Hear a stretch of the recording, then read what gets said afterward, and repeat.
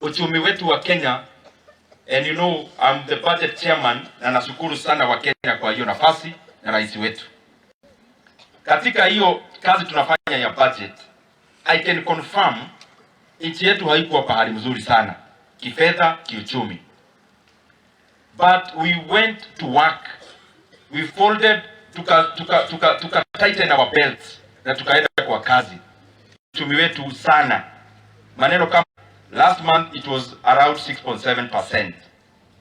Kenya in the first quarter of this year, from January, the first 3 months, because economy 23, Kenya economy grew by 5.3%. That was the 29th highest growth in the whole world.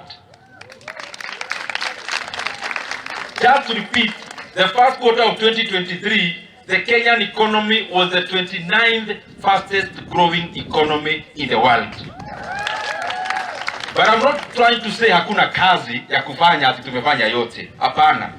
All I'm trying to say is that we have been in a tight situation.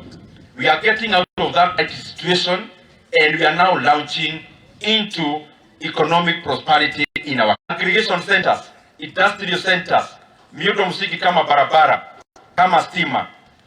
The highest wealth our country has is the people of Kenya.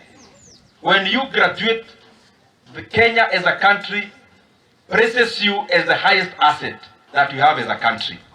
Na hii juhudi yote ni kutengeneza kazi, na ndio maana watu wote wakitoka katika mashule wanapata kitu ya kufanya. Na ya mwisho